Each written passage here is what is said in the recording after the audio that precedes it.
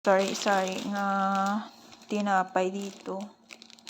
Samon, mga pandesal.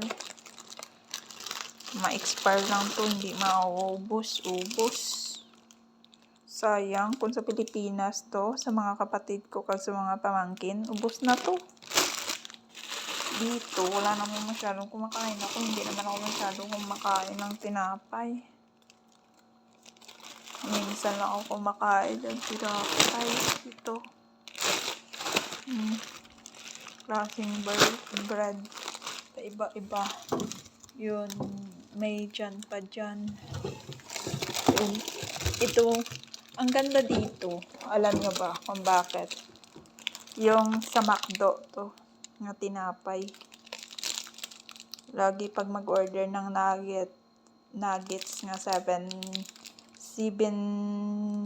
pieces siya. Meron siyang extra na ganito. Yung mag-order sa McDo, yung may fries at nuggets. So, wala dyan sa Pilipinas na may ganyan nga tinapay nga kasama pag once mag-order ka. Ito, sa December 5 pa yung expiration nito. So, hawang hindi ma-expire, dapat maubos at makain na yan. So, iba-iba dito. Merong cornflakes. Cornflakes.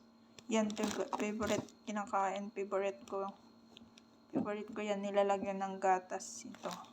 Cornflakes. Ito naman. Meron na siya. Masarap yan.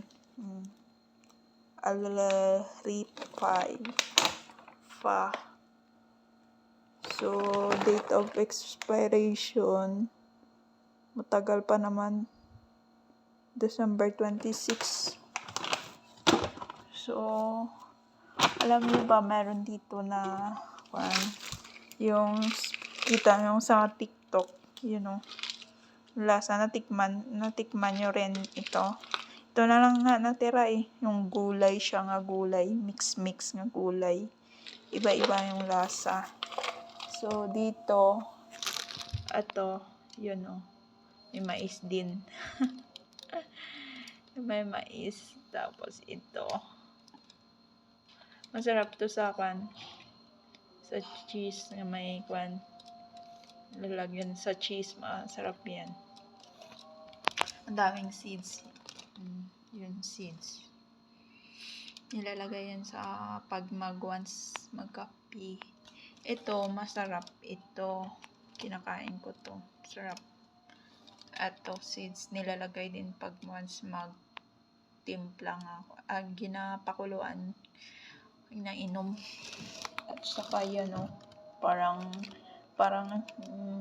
bulaklak, pero ginatimpla to siya. Masarap to sa itimpla. Ayun. May dyan pa nga kasama. Ito. So, ang dami, kaya may organic brown flax seeds.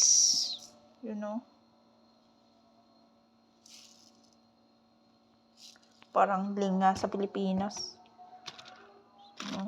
May dates na ganyan. So, gina-arrange ko yan dito. May, alam nyo ba, meron ako pakita. May sapari dito. Sapari.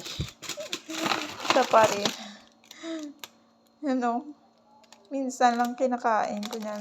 Minsan ko lang natikman to. Minsan ko lang natitikman. So, may marami kasi mga Ito. Sunflower seeds. Sarap yan